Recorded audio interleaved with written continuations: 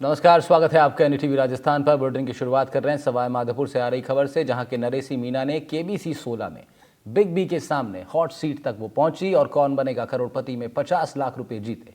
वापस घर पहुंचने पर ग्रामीणों ने नरेसी मीना का जोरदार स्वागत किया। हमारे संवाददाता बजरंग सिंह ने नरेसी मीना और उनके परिवारजनों से खास बातचीत की है, दिखाते हैं आपको।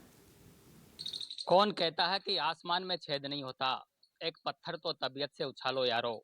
ऐसा ही कुछ कारनामा करके दिखाया है सवाई माधोपुर जिले के एक छोटे से गांव एंडा की नरेसी मीणा ने। ब्रेन ट्यूमर की बीमारी से पीड़ित होने के बावजूद नरेसी ने अपने हौसलों की उड़ान को कम नहीं होने दिया और महिला अधिकारिता विभाग में सुपरवाइजर के पद पर नौकरी पाई और अब पहुंची है महानायक अमिताभ बच्चन के मेगा शो कौन बनेगा करोड़पति में, जहां उन्होंने 50 लाख रुपए की राशि भी जीती।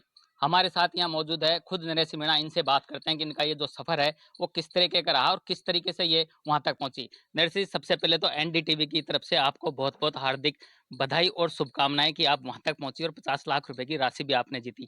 ये जो सफर है ये किस तरीके से रहा आपका? आपको थैंक्स। और ये सफ़र वैसे तो मेरा 2017 से स्टार्ट हुआ था और मैंने तब से ही ठान लिया था कि मुझे एक दिन बिग बी सर के सामने हॉट सीट पे बैठना है। और एक तरीके से ये मेरा जिद और जुनून दोनों था। और स्टार्टिंग में तो मुझे असफलता मिलती रही लगातार 2017 से 23 तक, और 2024 में मैं फाइनली हॉट सीट पे पहुंच गई।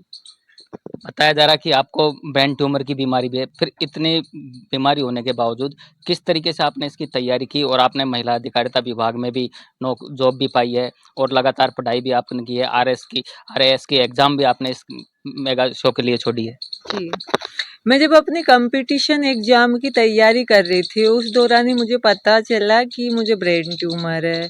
तो स्टार्टिंग में तो मतलब बहुत दुख हुआ, एक सदमा सा लगा। वैसे तो मुझे इस बीमारी के बारे में ज़्यादा कुछ पता भी नहीं था, पर बताया जाता है कि बहुत ही मतलब डेंजरस है। लेकिन मैंने फिर जब मैं नेगेटिविटी से ऐसे एकदम बहुत ज़्यादा नेगेटिविटी आ गई, और फिर मुझे पता चला यार ये नेगेटिविटी से तो मुझे बहुत नुकसान हो रहा, मतलब मैं और ज़्यादा कमज़ोर हो रही, मतलब इससे कोई फ़ायदा नहीं है। तो फिर मतलब मैंने ऐसा ऐसा विचार बिल्कुल छोड़ दिया कि ये बीमारी मुझे ही क्यों हुई, या फिर इसने मुझे क्यों। अभी तो मेरी एज ही क्या थी, मतलब अभी भी अपन हिस्ट्री में देखते हैं ऐसे बहुत सारे लोग हुए हैं जिनको मेरे से भी ज़्यादा प्रॉब्लम थी, लेकिन फिर भी उन्होंने अपनी लाइफ को बहुत शानदार ढंग से जिया। और अभी प्रेजेंट टाइम में भी ऐसे बहुत सारे लोग हैं जिनको मुझसे ज़्यादा तकलीफ है, लेकिन फिर भी वो अपनी लाइफ को बेटर तरीके से जी रहे हैं। दूसरी बात, अगर मैं यही सोचती रहती ना कि ये बीमारी मुझे क्यों हुई, या फिर मुझे तो इतनी बड़ी बीमारी में कुछ नहीं कर सकती, तो मतलब वाकई में मैं कुछ नहीं करती। लेकिन मैंने ऐसा कभी नहीं किया। स्टार्टिंग में था, उसके बाद मैं बिल्कुल उबर गई थी इससे, और मैंने खुद को कभी कमज़ोर समझा ही नहीं। जब बीमारी का आपको पता चला तो आपके जो परिवार है, माता पिता है, उनका कितना आपको सपोर्ट मिला और परिवार का कितना सपोर्ट मिला इसमें? मुझे मेरे मम्मी पापा का पूरा सपोर्ट मिला, मतलब इनके सपोर्ट के बिना मैं कुछ भी नहीं हूँ। और मेरा ऐसा नहीं है, मैंने एक बार 2019 में सर्जरी भी करवाई है, और वो भी जयपुर के सबसे महंगे हॉस्पिटल फोर्टिज में सर्जरी करवाई है। तो वो सब मम्मी पापा के सपोर्ट की वजह से ही हुआ है। बताया जा रहा कि आप पापा की जो आर्थिक स्थिति है वो काफ़ी कमज़ोर थी और आपको इतनी बड़ी बीमारी थी। परिवार को किस आर्थिक तंगी से गुज़रना पड़ा इसको लेकर के? मतलब ये हम एक किसान परिवार से ही ऐसे 10-12 खेत है। हम अब खेती बाड़ी में भी मतलब कभी कभार तो बारिश ज़्यादा हो जाती है, फसलें खराब हो जाती है, पर उसके बावजूद भी मेरे मम्मी पापा ने मेरा इलाज मतलब अच्छे हॉस्पिटल में करवाया। और आर्थिक तंगी तो हुई हमें, मतलब कुछ पैसे तो ऐसे उधार लिए थे हमने, और फिर क्योंकि वो इतना बड़ा हॉस्पिटल था, काफ़ी महंगा था, तो वो नहीं हो पाया एडजस्ट। तो फिर मेरी मम्मी को अपनी ज्वेलरी बेचनी पड़ी मेरे इलाज के लिए। तो मतलब मेरे मन में तब से ये एक टीस थी कि यार है ना, मतलब मेरी मम्मी की जो मतलब शादी के टाइम की जो ज्वेलरी थी जो उनको गिफ्ट में मिली है वो बेचना पड़ा मेरे लिए। तो देखो ये चीज़ें मतलब मेरे लिए पॉजिटिव है कि मैं मेरे पेरेंट्स के लिए मैं कितनी मायने रखती हूँ, मैं कितनी इम्पोर्टेंट मेंबर हूँ अपने घर की, कि वो मेरे लिए सब कुर्बान कर रहे हैं। तो ऐसा नहीं है कि इन चीज़ों ने मुझे मतलब ऐसे हताश नहीं किया, बल्कि ऐसे मोटिवेट किया कि मैं मेरे पेरेंट्स के लिए बहुत इम्पोर्टेंट हूँ, तो मेरी भी तो जिम्मेदारी बनती है ना मैं इनके लिए बहुत कुछ करूँ। राजमल जी, जब बेटी को इस तरह की बीमारी हुई, आपको जब पता चला क्या रिस्पॉन्स था? मतलब कितनी तकलीफ आपको इलाज के लिए उठानी पड़ी? सर मेरे को तो जो इसकी बीमारी का मालूम लगाने जब से ये अंदर से ऐसा हो रहा कि अपने बच्चे को तो कुछ ऐसी बीमारी नहीं थी, ये बीमारी कैसे हुई है कैसे नहीं हुई है, मैंने कभी पहले कभी ऐसी बीमारी के बारे में इसने मुझे बताया भी नहीं था। तो फिर जो इसने डॉक्टर ने इसके लिए बोला कि आप मेडिकल में टेस्ट में नहीं निकल सकती हो कि आपके ब्रेन ट्यूमर है। तो फिर हमें जो बहुत ही उस बात से वो हुआ कि बेटी ने पढ़ाई भी की, सब कुछ किया है, पर ब्रेन ट्यूमर की वजह से ये इसको जॉब नहीं मिलेगी। तो जो उससे मेरे को बहुत दुख हुआ। फिर धीरे धीरे इसका हमने इलाज भी वहाँ जयपुर फोर्टिज हॉस्पिटल में करवाया। तो मेरे पास इतने पैसे नहीं थे, मैं गाय भैंसों का दूध बेच बाच के लालन पोषण करता था और इन्हें पढ़ाता था। तो फिर इन और इसकी मम्मी है उसका भी मैंने जेवर बेचा और इसका इलाज भी करवाया। इलाज कराने के बाद में थोड़ी ठीक भी है अभी। और ये जो इनका जॉब भी लग गया, तो फिर जॉब लगने के बाद में थोड़ी आर्थिक स्थिति है वो भी सुधार होने लगी है। अब जब बेटी महानायक अमिताभ बच्चन के सामने हॉट सीट पर पहुंची है और 50 लाख रुपए की राशि भी इन्होंने वहां पर जीती है, अब कैसा महसूस कर रहे हैं आप बेटी को लेकर के? सर मैं बेटी को लेके ऐसा महसूस कर रहा हूँ, मुझे इस बात से बहुत गर्व है कि अपनी बेटी ने गांव का नाम भी रोशन किया, जिला का नाम भी रोशन किया, राजस्थान में का नाम भी रोशन किया। और मैं मीना समाज की बात नहीं करता हूँ, सभी समाज सभी वर्ग सभी समाज की बात कर रहा हूँ कि सभी इस तरह की शिक्षा पाए और आगे बढ़े और कभी ये नहीं सोचे कि बेटी को मतलब हल्का में नहीं लगे, बेटी को अपना बोझ नहीं समझे, क्योंकि बेटी बहुत शिखर पे भी आदमी को चढ़ा सकती है।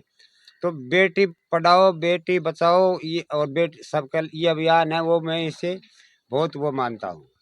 नरेश जी, आप जब अमिताभ बच्चन के सामने पहुंची और आपने सवालों का जब जवाब उनके हॉट सीट पर बैठ के दिया, कैसा महसूस कर रहे थे? जहन में क्या विचार आ रहे थे आपके? देखो असलियत तो ये कि है ना, मैं वहाँ जो महसूस कर रही थी ना, वो मैं सिर्फ महसूस कर सकती हूँ, मतलब ऐसे बता नहीं सकते, क्योंकि आज तक बिल्कुल। हम सब ने बिग बी सर को टीवी में बोलते हुए और देखा टीवी में, मतलब आप एकदम से उनके सामने बैठोगे तो जाहिर सी बात है बहुत अच्छा फील होगा। मतलब मेरी तो लाइफ टाइम के लिए मतलब सबसे बड़ी एक अचीवमेंट है। यादगार पल रहा बिल्कुल बिल्कुल सबसे बड़ा अचीवमेंट है। मतलब मुझे लाइफ में अब पता है, जितने भी सबकी लाइफ में मुसीबतें आती तो मेरी लाइफ में भी आएगी, बट ये अचीवमेंट सभी मुसीबतों पर भारी रहेगा कि मैं बिग बी सर से मिली। मतलब मैं हमेशा इस चीज़ से इंस्पायर होती रहूँगी। अब आपने 50 लाख रुपए जीते, आगे क्या ड्रीम है आपका? देखो ड्रीम का तो अभी तो मैं मेरी मम्मी के लिए ज्वेलरी बनवाऊंगी सबसे पहले जी, और फिर ज़्यादा फिर मैंने ज़्यादा कुछ सोचा नहीं है ऐसे ड्रीम के बारे में। आपने आरएस के एग्जाम भी छोड़ी है, जी। अब आगे क्या विचार है हाँ, लाइफ को लेकर वो के? तैयारी तो करूँगी मैं, क्योंकि पहला तो मेरे इलाज का है। क्योंकि अगर मैं पूरी तरह ऐसे ठीक वो कंप्लीटली वो ट्यूमर रिमूव हो जाएगा ना, तो फिर मैं एकदम टेंशन फ्री हूँ, क्योंकि वो मेरे दिमाग में आएगा ही नहीं। भाई अपन ज़्यादा टाइम तक इग्नोर भी नहीं कर सकते। वैसे तो मैं इस चीज़ को खुद के ऊपर बिल्कुल भी हावी नहीं होने देती कि मैं बीमार हूँ, पर फिर भी हम ज़्यादा टाइम इग्नोर नहीं कर सकते, तो कहीं न कहीं वो चीज़ आपके दिमाग में आती ही रहती है। तो कम पहला तो मेरा ये मम्मी के लिए ज्वेलरी बनवाऊँगी और मैं मेरा इलाज कराऊँगी, उसके बाद में सारी चीज़ें। ऐसे अब हमने देखा है कई बार जो लोगों के सामने समस्याएं आती है तो लोग कहीं न कहीं उन समस्याओं से घबरा जाते हैं और बैक हो जाते हैं। ऐसे लोगों के लिए आप एक प्रेरणा भी है अब, और ऐसे लोगों को क्या संदेश देना चाहेंगे आप? देखो समस्याएं सभी की लाइफ में आती है, हमारी लाइफ में नहीं सभी की में आती है, और हमें पता है। मतलब मैं खुद की बैकग्राउंड देखूं तो मेरे सामने इतनी सारी समस्याएं, पर मैंने सबको हरा दिया ना, तो बस वैसे ही आगे भी आएगी तो कोई नहीं। मतलब मैं तो जनरली लोगों में और मेरे में ये डिफरेंस है, वो मतलब छोटी छोटी परेशानियों को भी ऐसे बड़ा चढ़ा के बताएंगे। मैं कितनी बड़ी मुसीबत हो, मतलब मैं तो उसको भी इग्नोर कर देती हूँ, यार ये ज़्यादा टाइम तक नहीं रहेगी, मतलब समय के साथ सब एडजस्ट हो जाता है। ऐसा थोड़ी ना है कि वो लाइफ मेरे मतलब वो मुसीबत मेरी लाइफ में परमानेंट रहेगी, परमानेंट कुछ भी नहीं है। और मतलब मुसीबतें तो हमारी लाइफ को ज़्यादा इंटरेस्टिंग बनाती है, क्योंकि हम खुद पे भी तो प्राउड फील करते हैं ना। जैसे मेरी लाइफ में इतनी सारी मुसीबतें आई, मैंने उनको हराया, तो मतलब मेरे लिए एक अचीवमेंट है और एक मोटिवेशन का काम भी तो करती है ना, कि अपन पिछली मतलब अब तक जो मुसीबतें आई उनको हरा चुके हैं, तो इन फ्यूचर में भी ऐसा ही होगा। ऐसा कुछ नहीं है, मुसीबतें सबकी लाइफ में आती है। मैं चलो तो न मेरे मतलब कितनी भी बड़ी परेशानी हो, लेकिन मैं उसको बड़ा चढ़ा के क्या, मैं तो उसको कुछ समझती ही नहीं हूँ। चलो नरेश जी, हम तो यही चाहेंगे आप जल्दी स्वस्थ हो और आप अपने ब्रेन ट्यूमर का इलाज कराएँ और एनडीटीवी आपको एक बार फिर आपको शुभकामनाएं और धन्यवाद देता है। तो ये नरेशी मीना है जिन्होंने ब्रेन ट्यूमर जैसी बीमारी होने के बावजूद भी अपने हौसलों की उड़ान को कम नहीं होने दिया और इनके हौसलों की उड़ान में जो संबल दिया है वो दिया है इनके मम्मी और पापा ने, जो बराबर इनके हौसलों की उड़ान को बनाए रखे और इनके हौसलों की उड़ान की वजह से ये महानायक अमिताभ बच्चन के कौन बनेगा करोड़पति शो में हॉट सीट पर पहुंची और 1 करोड़ तक के सवालों के इन्हें जवाब दिए और 50 लाख रुपए की राशि भी इन्होंने जीती। एनडीटीवी एक बार फिर इनको हार्दिक बधाई और शुभकामनाएं देता है। बजरंग सिंह राजावत, एनडीटीवी, सवाई माधोपुर। और अब शुरुआत करते हैं हमारे खास speed news segment Rajasthan express का।